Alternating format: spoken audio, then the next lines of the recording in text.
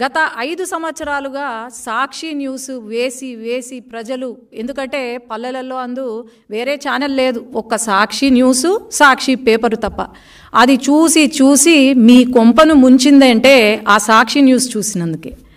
మరి కుక్కతోక వంకర అని అంటారు.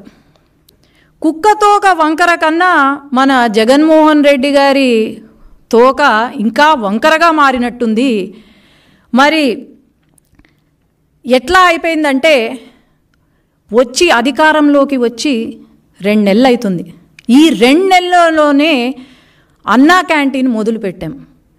పేదవాడికి ఒక అన్నం పెట్టే అన్నా క్యాంటీన్ని కూడా వీళ్ళు కామెంట్లు చేస్తూ, శుభ్రత గురించి కామెంట్లు చేస్తూ, మరి 5 సంవత్సరాల నుండి వీళ్ళు ఏమైనా మంచి చేశారా అంటే లేదు, ఇప్పుడు మంచి చేస్తున్నారు అంటే వీళ్ళు అడ్డుపడుతున్నారు. అలాగే టీటీడీ ఏదైతే ఉందో అది తెలంగాణ వాళ్ళకి ఇచ్చేసామని చెప్పి, తిరుపతి తెలంగాణ వాళ్ళకి ఇచ్చేసామని చెప్పి, లేదంటే ఇలా అమ్మకు వందనం కార్యక్రమము ఏదైతే ఉందో ఇంకా మనం రివ్యూకి కూడా రాలేదు, రివ్యూ చేస్తున్నాము. ఇప్పుడు మీటింగ్ అందుకే జరుగుతుంది. అప్పుడే సాక్షి న్యూస్లో మరి భారతిరెడ్డి గారు ఉన్నారు.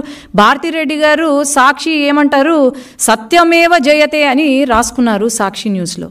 సత్యమేవ జయతే కాదు భారతిరెడ్డి గారు, అసత్యమేవ జయతే అని మీరు క్యాప్షన్ మార్చుకుంటే బాగుంటుంది. ఈరోజు సాక్షి న్యూస్ ఓపెన్ చేస్తే మనకు కనిపించేది క్యాబినెట్ మీటింగ్ ఏదైతే ఉందో టీడీపీ ఆల్రెడీ ఇది చూడండి, 16వ తేదీ ప్రతి ఒక్కరికి ఈ నోటీస్ సర్క్యులేట్ అయింది.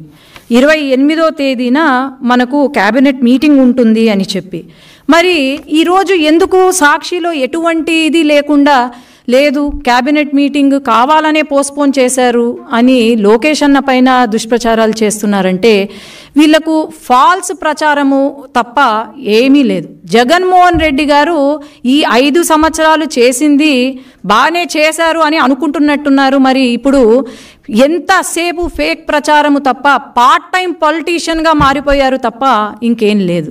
కాబట్టి ప్రతి ఒక్కరికి తెలుసు, ప్రజలకు ప్రతి ఒక్కరికి తెలుసు, ఈ 5 సంవత్సరాల కాలం మీరు ఎలా పాలన చేశారు అనేది తెలుసు. ఈ 5 సంవత్సరాల్లో ఎంతమందికి ఉద్యోగాలు ఇచ్చారు, లేకపోతే ఎంతమందిని ఆదుకున్నారో తెలుసు.